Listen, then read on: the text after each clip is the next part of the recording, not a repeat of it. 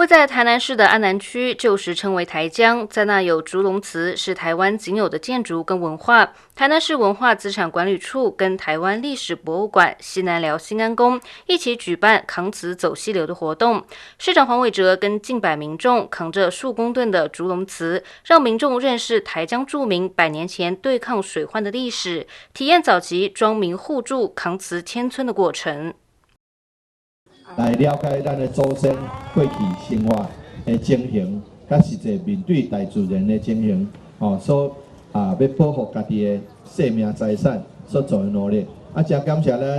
咱利用艺术，真正有够勇的，勇白安尼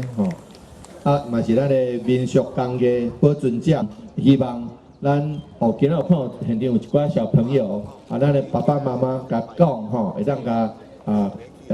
解说讲，谁要供这个厝，这个厝不是我才和，嘛不是